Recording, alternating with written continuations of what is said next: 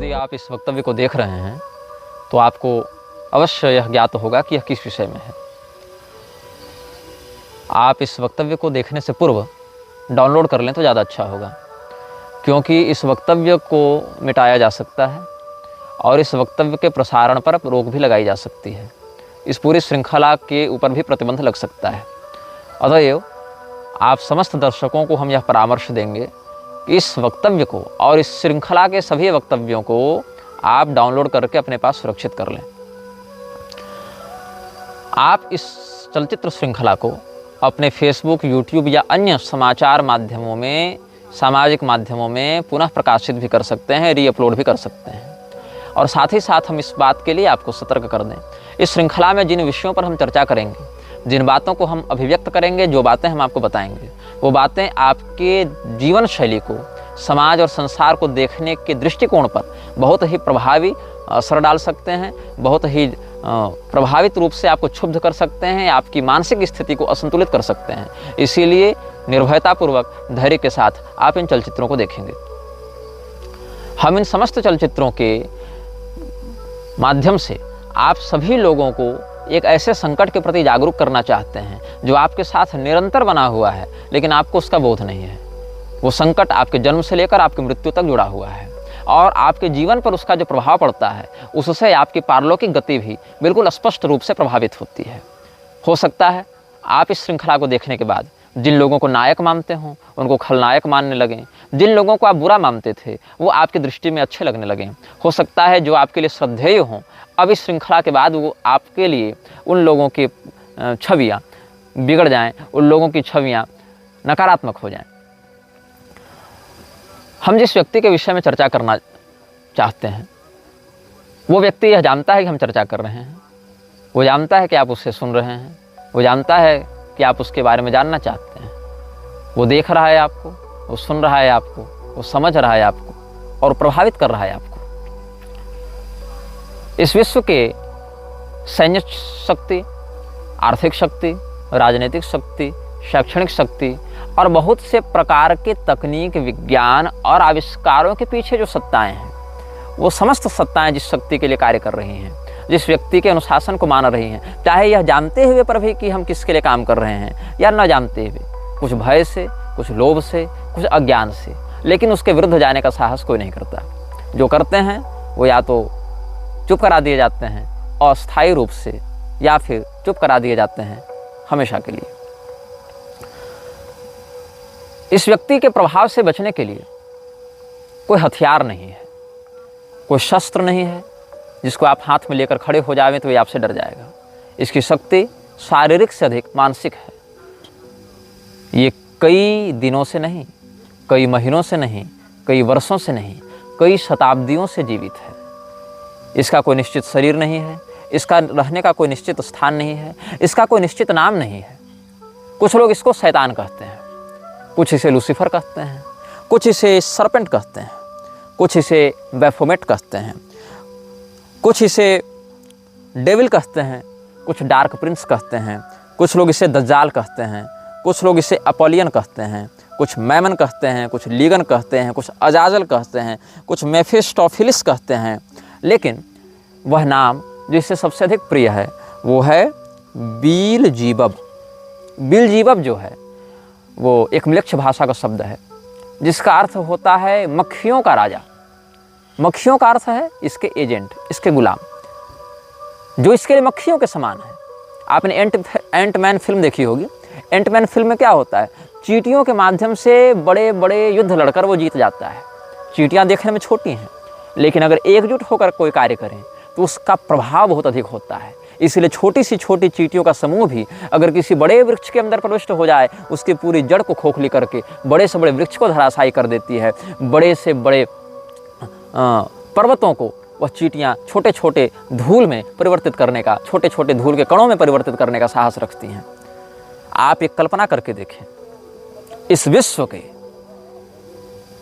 3 अरब म्लेच्छ एक ही दिशा की ओर मुख करके एक निश्चित समय पर, एक निश्चित शब्दावली में, एक निश्चित विधान से अगर किसी विषय का चिंतन कर रहे हैं, चाहे आप उसको नमाज कह लें या अजान कह लें या जो कह लें, अरबों की संख्या में एक विशाल जन समुदाय पूरे विश्व में एक निश्चित दिशा की ओर देखता हुआ, एक निश्चित विधान से, एक निश्चित शब्दावली का उच्चारण करता हुआ अगर कुछ कह रहा है तो ब्रह्मांड पर, आपके परिवेश पर उसका क्या प्रभाव पड़ता है। ये चींटियाँ, ये मक्खियाँ दिखने में छोटी होती हैं, लेकिन एकजुट होकर कोई कार्य करें तो बड़े से बड़े परिणाम को बना सकती हैं या रोक सकती हैं। तो जो नाम इसे सबसे अधिक प्रिय है, ऐसे मैं बताऊं, ये सीधे सीधे इस्लाम की बात नहीं, ये सीधे सीधे ईसाइयत की बात नहीं, ये सीधे सीधे यहूदियों की या हिंदुओं की बात नहीं, ये बात है न्याय, धर्म, सत्य, अन्याय, अधर्म और असत्य, इन्हीं दो पक्षों की, चाहे वो किसी भी रूप में आपके समक्ष प्रस्तुत हो। तो जो नाम इसे सबसे अधिक प्रिय है उसको कहते हैं बीलजीबब। बीलजीबब का अर्थ है मक्खियों का राजा, ऐसे इसको प्रिंस ऑफ डार्कनेस भी कहते हैं। अलग अलग सभ्यताओं ने इसे अलग अलग नामों से पुकारा और इसे अपने नाम, अपने जगह, अपने शरीर बदलने में बड़ा आनंद आता है। ये कहाँ उत्पन्न हुआ, कब से है, इसके विषय में कुछ निश्चित नहीं कहा जा सकता, मैं भी नहीं कह सकता। मैं इसके बारे में सब कुछ जानता हूँ ये मैं दावा नहीं करता, क्योंकि मैं जो बातें आपको बता रहा हूँ इस बात का भी संज्ञान इसे है। अब आप पूछेंगे कि ये आपको रोकता क्यों नहीं, क्योंकि ये जानता है कि मेरे बताए गए वक्तव्यों से इसके अस्तित्व पर कोई प्रभाव नहीं पड़ेगा। ये इतनी बड़ी सत्ता है कि मेरे कहे हुए शब्दों से इसको प्रभाव नहीं पड़ेगा, आपके सुनने से इसको प्रभाव नहीं पड़ेगा, आपके द्वारा दिए जा रहे प्रयासों से, आपके द्वारा दिए जा रहे परिश्रमों से इसकी सत्ता क्षुब्ध नहीं होगी, इसकी सत्ता प्रभावित नहीं होगी। कुछ लोग इसे अस्मोडियस कहते हैं। मैंने इसके कुछ नाम अपने शोध से व्यक्त किए हैं, कुछ अपनी साधना से व्यक्त किए हैं। मेरे कथनों में एक बड़ा अंश मेरे अध्ययन का होगा, एक बड़ा अंश मेरी साधना का होगा, एक बड़ा अंश उन विशेषज्ञों से बैठकों का होगा जिनके साथ मिलकर हमने इस विषय में शोध किया है। कुछ लोग इसे अजाजिल कहते हैं, कुछ बेफोमेट कहते हैं, कुछ सेखमेट कहते हैं, कुछ बेहमत कहते हैं, कुछ समेरियस कहते हैं, कुछ मारदुक कहते हैं। और आप एक फिल्म देखे होंगे थुम्बाड़, जिसमें एक शैतान होता है जिसका नाम था हस्तर।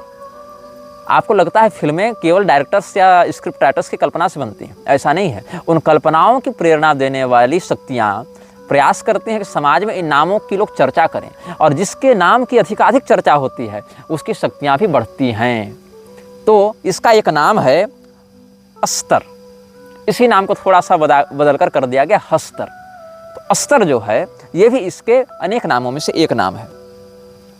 अब ये व्यक्ति कब से है, कहाँ रहता है, इस विषय में हम चिंतन करते हैं। इसका वास्तविक नाम क्या है ये मैं दावे के साथ नहीं कह सकता, लेकिन जिस नाम का प्रयोग करके इसने अपनी वास्तविकता की एक झलक हमें दिखाई, उसका नाम भी बड़ा विचित्र है। उसको कहते हैं आर्द्रम्लेच्छ। आदिम्लेच्छ नहीं, आर्द्रम्लेच्छ। हम सुविधा के लिए आपके सामने इसका नाम बताएंगे म्लेच्छराज, क्योंकि इसके वास्तविक नामों का उच्चारण करने से इसकी शक्तियाँ बढ़ती हैं, और हम चाहते नहीं कि इस श्रृंखला में इसके नाम का बार बार प्रयोग करके हम इसकी शक्तियों को अपने ही ऊर्जा प्रदान कर करके विस्तृत करें। आपने हैरी पॉटर फिल्म देखी होगी, वहाँ वोल्डेमॉर्ट का एक किरदार था, the one who can't be named. उसका नाम लेने से लोग डरते थे। मैं डरता नहीं हूँ, इसीलिए श्रृंखला को निर्गत कर रहा हूँ, लेकिन मैं ये बात आपको अवश्य बता दूँ कि इसके वास्तविक नामों का आप जितना कम प्रयोग करें उतना अच्छा है। वास्तविक नाम है आर्द्रम्लेच्छ, लेकिन आप अच्छे से समझ जाएं, इसके लिए हम इसके नाम का प्रयोग करेंगे म्लेच्छराज के रूप में।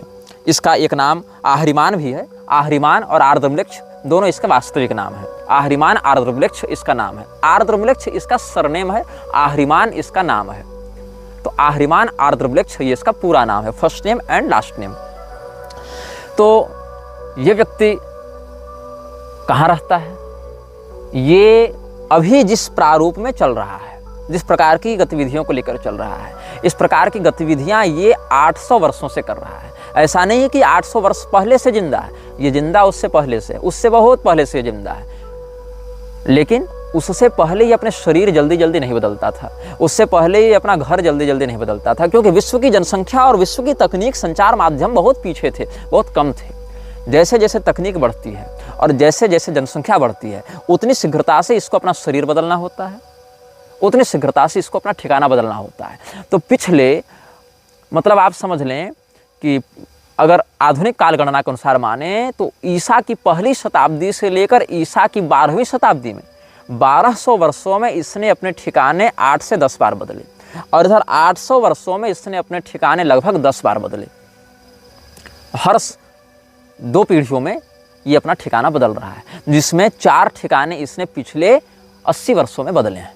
क्योंकि इन 80 वर्षों में तकनीक का विकास अधिक हुआ, संचार माध्यमों का विकास अधिक हुआ, यातायात माध्यमों का विकास अधिक हुआ। इसीलिए समय अनुसार ये प्रयास करता है कि विश्व की जनसंख्या को ऐसे बिंदु पर आकर रोका जाता रहे कि इसको बारंबार अपना स्थान और अपना शरीर न बदलना पड़े। क्योंकि जितने अधिक लोग बढ़ेंगे, उतने अधिक विचारें बढ़ेंगे, उतनी विचारधाराएं बढ़ेंगी। विचारों की बढ़ोतरी से हर व्यक्ति की मानसिकता पर प्रविष्ट होकर उसको नियंत्रित करना कठिन होने लगता है, सर्वर लोड बढ़ता है। इसीलिए कम हो लेकिन वफादार गुलाम हो हमारे, तो ऐसे लोग इसको अधिक प्रिय हैं। मैं जिस स्थान पर बैठकर ये बात कह रहा हूँ, उस स्थान पर मैं 29 जुलाई 2015 की रात को भी बैठा हुआ था। क्यों? क्योंकि मुझे धमकी आई थी इसी म्लेच्छराज के कुछ गुलामों से, जो मेरा अपहरण करना चाहते थे। और तब हम अपने घर से लगभग 1280 किलोमीटर दूर इस जगह पर बैठे थे। समय था रात के 7 बजे और दिनांक था 29 जुलाई 2015। अब मैं ये बताता हूँ कि ये रहता कहाँ है। सबसे पुराना ठिकाना जो हमें इसका प्राप्त हुआ था वो था तुर्की में। तुर्की में एक जगह है जिसको आज प्लूटोज गेट के नाम से जाना जाता है। प्लूटोज गेट डेनिजली प्रोविंस में है, जो तुर्की में है। यहाँ पर लगभग ये 150 वर्षों तक रहा और 150 वर्षों तक इसने किया अपनी शक्तियों को बढ़ाया। सक्रिय तब भी था, लेकिन अपनी शक्तियों को इतना बढ़ाया कि ये सामाजिक सम्मोहन कर सके। कितने लोगों तक? लगभग 2 से 3 हजार लोगों की भीड़ को एक लक्ष्य के प्रति मानसिक रूप से सम्मोहित कर सके, ऐसी इसकी योजना थी और जिसमें ये सफल हुआ। इसके बाद इसने अपना ठिकाना बदला। इसके बाद इसने अपना ठिकाना बनाया इजराइल के बगल में। अब वो फ़लस्तीन है या वो इजराइल है, इस विवाद में हम नहीं पड़ेंगे क्योंकि ये झगड़े का विषय है। लेकिन इजराइल हो या फ़लस्तीन हो, इसने जेरिको या जेरिचो, जो भी इसका उच्चारण भाषा में किया जाता है, JERICHO, जेरिचो या जेरिको, जहाँ तक जेरिको होना चाहिए उच्चारण, ये फ़लस्तीन का प्रांत माना जाता रहा है या इजराइल का प्रांत माना जाता रहा है। ये विवादित विषय है, लेकिन इसने अपना ठिकाना यहीं पर बनाया। अभी इस वीडियो क्लिप में 4 मिनट की रिकॉर्डिंग हमारी नहीं हो पाई थी किसी तकनीकी खराबी के कारण। इस श्रृंखला की घोषणा जब हमने की थी, उसी समय से हमारे फ़ोन पर ऑटोमेटिक फीड्स में कुछ ऐसी बातें स्वयं आ रही हैं जो कि ऑफलाइन बातें हैं। ऐसा नहीं कि मैं कुछ नेट पर सर्च कर रहा हूँ या कुछ मैं ट्रेलर रिलीज कर रहा हूँ तो उसका एल्गोरिदम पकड़कर कुछ सजेशंस मिल रहे हैं, ऐसा नहीं है। मतलब बिल्कुल ऑफलाइन तरीके से भी जिस मोबाइल से वाईफाई या सिम कनेक्टेड नहीं है, उन मोबाइल्स पर भी कुछ सर्च करने पर, फोल्डर पर भी सर्च करने पर, ड्राइव में भी सर्च करने पर कुछ ऐसी बातें अप्रत्याशित रूप से सामने आ रही हैं जो कि हमारी संज्ञान में नहीं थी। और अभी क्या हुआ कि जब मैं इस क्लिप की दूसरी प्रति बना रहा था, एक दूसरा भाग अब रिकॉर्ड कर रहा था, तो लगभग 5 मिनट रिकॉर्डिंग होने के बाद वो स्वयं कैमरा बंद हुआ और उसके बाद वो रिकॉर्डिंग स्वयं मिट गई। इसीलिए हम इस वक्तव्य को पुनः रिकॉर्ड कर रहे हैं। ठीक है, तो हम बता रहे थे आपको कि वो भाग जो इजराइल और फिलिस्तीन के मध्य विवादित है, जेरिको जिसको कहा जाता है, वहाँ पर इसने बहुत तपस्या की और ये जीसस का समकालीन समय था। तो जीसस का जन्म जो है वो इसके उद्देश्य को पूर्ण करने के लिए तो नहीं हुआ था, लेकिन अंततः इसने जीसस के उद्देश्य में अपना उद्देश्य घुसा दिया और वो काम किया जो काम जीसस नहीं चाहता था। मैं जीसस का महिमामंडन नहीं कर रहा, जीसस को प्रोत्साहित नहीं कर रहा, जीसस की वकालत नहीं कर रहा। मैं बस ये बता रहा हूँ कि जीसस से जब इसकी मुलाकात हुई थी तो जीसस ने अपने अनुयायियों को सतर्क किया था। जॉन 14:30 में आप इसका प्रमाण देख सकते हैं। जीसस ने इसके आगमन की बात कही थी। जीसस जानता था कि आ रहा है जीसस को अपने वश में लेने के लिए, और जीसस ने अपने अनुयायियों को सतर्क किया और कहा था कि विश्व का शासक आ रहा है, लेकिन उसका शासन मुझ पर नहीं चलता, क्योंकि कोई भी संपदा हो, चाहे दिव्य संपदा हो चाहे आसुरी संपदा हो, जब वो दिव्य संपदा या आसुरी संपदा का कोई व्यक्तित्व जन्म लेता है इस संसार में जिसका व्यापक प्रभाव जनमानस पर पड़ेगा, तो वह व्यक्ति बहुत प्रबल ग्रह दशा के साथ युक्त होकर आता है। तो अगर वो आसुरी व्यक्ति है तो दिव्य संपदा वहाँ हस्तक्षेप जल्दी नहीं कर पाती है, या अगर वो दिव्य संपदा से युक्त है तो आसुरी शक्ति वहाँ हस्तक्षेप नहीं कर पाती है। और कई बार ऐसा होता है कि दिव्य में दिव्य का हस्तक्षेप और आसुरी में आसुरी का हस्तक्षेप भी नहीं हो सकता है। जैसे कि राजा उत्तानपाद के पुत्र ध्रुव जब तपस्या करते थे तो देवताओं ने बड़ी माया दिखाई, वहाँ दोनों दिव्य संपदा है लेकिन असर नहीं कर पाई। यहाँ पर आसुरी संपदा में देखें, रावण और निवात कवच राक्षसों के बीच में युद्ध हुआ है, दोनों आसुरी संपदा के हैं, लेकिन निवात कवचों की आसुरी शक्तियाँ रावण के ऊपर हावी नहीं हो पाई। तो यहाँ पर दोनों मृक्ष शक्तियाँ टकराई हैं, लेकिन मृक्षराज उस समय, जो आर्द्र मृक्ष है, वो उस समय अहरिमान का शासन जीसस पर नहीं चल पाया। इसलिए जॉन 14:30 में जीसस ने कहा अपने अनुयायियों को कि I will no longer talk much with you for the ruler of this world is coming. इस विश्व का शासक आ रहा है। तो वह विश्व का शासक गॉड नहीं था, वो उस विश्व के शासक का नाम था आर्द्रम्लेक्ष अहरिमान। और उसने कहा म्लेच्छराज का शासन मेरे ऊपर अभी नहीं चल रहा है, he has no power over me, ये जीसस ने कहा। और जीसस के ऊपर उस समय प्रभाव नहीं पड़ पाया, इसीलिए 300 वर्षों तक म्लेच्छराज ने अपनी तपस्या को बढ़ाया। और कॉन्टेस्टिन के समय जीसस का ब्रांड उठाते हुए, जीसस का नाम लेते हुए कॉन्टेस्टिन के माध्यम से म्लेच्छराज ने अपनी शक्तियों को आगे बढ़ाया। और इसमें उसको 300 वर्षों का समय लगा ताकि विधिवत वो समाज में अपने विकृति का प्रसारण कर सके। और इस समय वो कहाँ था? उस समय न्यू ऑरलिन्स लुसियाना में था, जहाँ गेट्स ऑफ जीनी है। गेट्स ऑफ जीनी नामक स्थान पर म्लेच्छराज ने 300 वर्ष अपना निवास बनाया। और लुसियाना शहर में, जो कि एक म्लेच्छ प्रांत है, वहाँ पर इसने अपनी शक्तियों को बढ़ाने का काम किया। इसके बाद लगभग हर 100 साल 150 साल में ये अपना स्थान बदलता रहा, जिसमें ये जापान आया और श्रेजान की पहाड़ियों में इसने तपस्या की। फिर ये चीन आया, वहाँ चोंग क्विंग मिंग के पहाड़ी में इसने तपस्या की। फिर ये ग्रीस आया, वहाँ केप मेटापान की गुफाओं में इसने तपस्या की। फिर ये चेज गणराज्य चला गया, जहाँ इसने किला बनाया जिसको होस्का कैसल कहा जाता है। होस्का कैसल में इसने तपस्या की। वो किला 3-4 बार बना है, लेकिन प्रारंभ में उसने म्लेच्छराज ने ही इसकी नींव रखी थी। यहाँ पर ये अभी भी विद्यमान है, इन जगहों पर अभी भी इसके मुख्यालय विद्यमान है। फिर ये इटली में 2 मुख्यालय बनाता है। चेज रिपब्लिक के बाद इटली पहुँचा। इटली में इसने अपने 2 मुख्यालय बनाए, एक केव ऑफ सिविल में, सिविल की गुफा में इसने बनाया, और एक रोम में भी इसकी गद्दी है जिसको लेक्टस कर्टियस कहते हैं। लेक्टस कर्टियस की जो गद्दी है वो इटली के रोम में है, वहाँ पर म्लेच्छराज की एक प्रधान गद्दी है। फिर वहाँ से ये मैक्सिको पहुँचा, जहाँ पर मिक्टलैन एक स्थान है, वहाँ पर इसकी एक गद्दी है। बेलीज में एक्टोन टूनिसिल मुखनाल नाम की गुफा है, वहाँ पर इसका है। आइसलैंड में एक ज्वालामुखी है, उसके अगल बगल भी इसका शासन था, जिसको हेकला ज्वालामुखी कहा जाता है। फिर पेंसिल्वेनिया में सप्तद्वार नामक स्थान है, 7 गेट्स ऑफ हेलम, वहाँ पर भी एक इसका स्थान है। और ग्रीस में मैं बता चुका हूँ केप मेटापेन गुफाएं, वहाँ पर भी, मतलब कहीं पहाड़, कहीं किला, कहीं गुफा, ऐसे स्थानों पर तपस्या करता रहा। अब प्रश्न है, तपस्या इसने किसके की? किसी देवता की, किसी भूत की, किसी पिशाच की, किसकी तपस्या की? इसने तपस्या की पश्चिमामनाय तंत्र के मंत्रों की। भगवान महादेव ने भी इस बात का उद्घोष किया है कि विश्व में बढ़ते म्लेच्छ तंत्र में पश्चिमामनाय तंत्र के मंत्रों का बहुत बड़ा हाथ होगा। और पश्चिमामनाय मंत्रों की एक बड़ी ऊर्जा इस्लामिक आतंकवाद को प्रोत्साहित करने में भी लगती है। तो उस मंत्र की उसने आराधना की, साधना की, मंत्राधिष्ठात्री आसुरी शक्तियों की इसने आराधना की।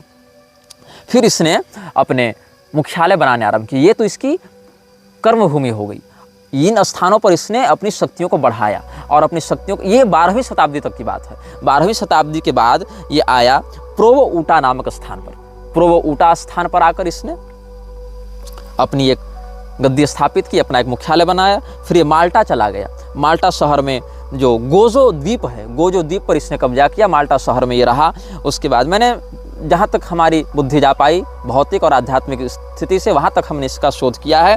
और मैं बताऊँ, फिर ये स्कॉटलैंड गया, वहाँ स्काराब्री नामक स्थान पर ये रहा। फिर ये उत्तरी स्लोवेनिया गया और वहाँ पर पोटोक की गुफाओं में रहा। फिर ये इराक पहुँचा, कुर्दिस्तान इराक के क्षेत्र में इवरिल का सीटाडेल इसने बनवाया, वहाँ पर ये रहा। फिर फ्रांस चला गया, वहाँ पर लेस्कक्स की गुफाओं में रहा। फिर स्पेन के केव ऑफ इल कैस्टेलियो में ये रहा।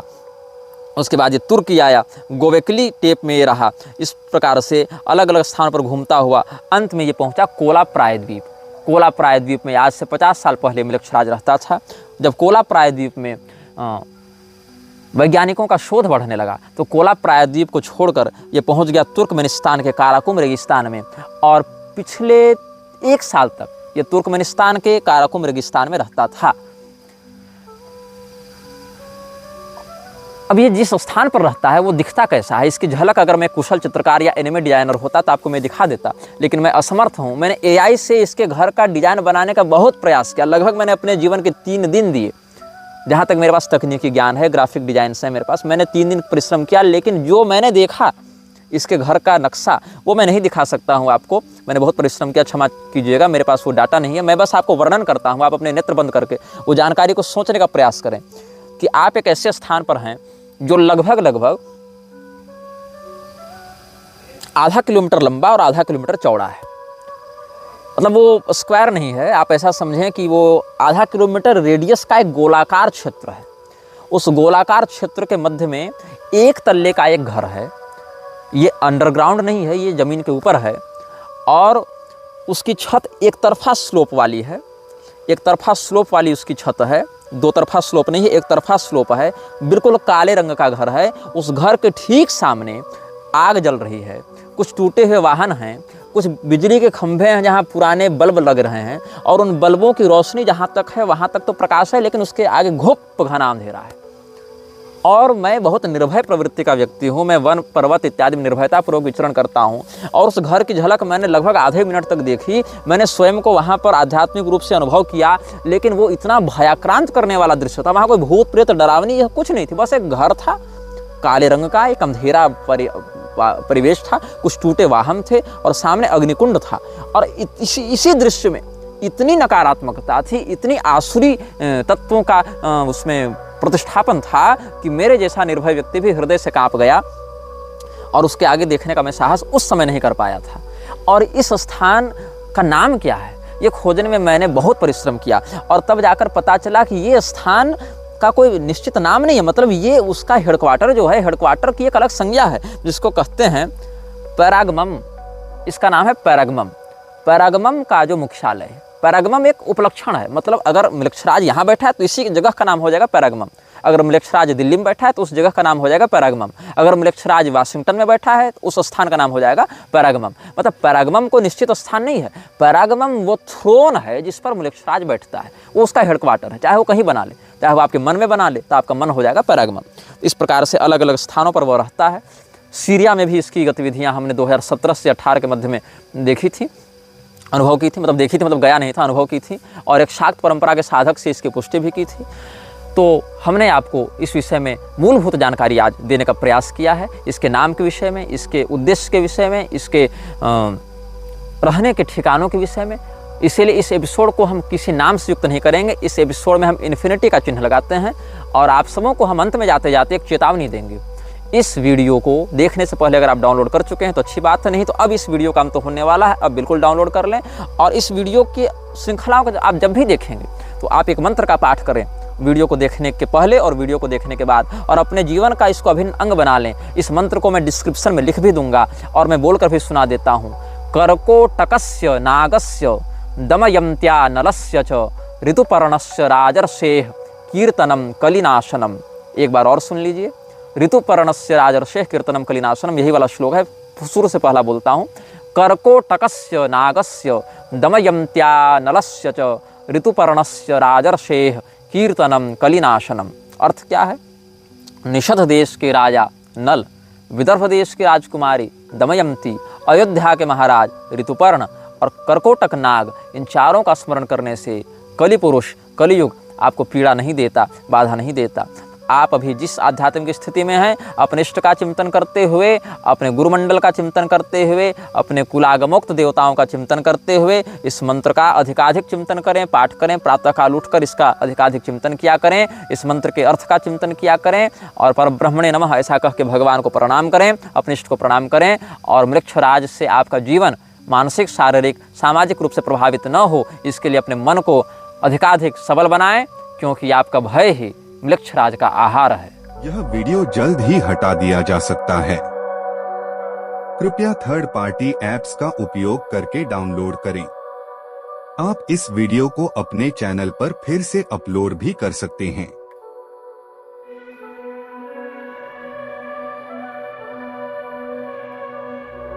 This video may get deleted soon. Please download using third-party apps. You may also re-upload this video on your channels. Thank you.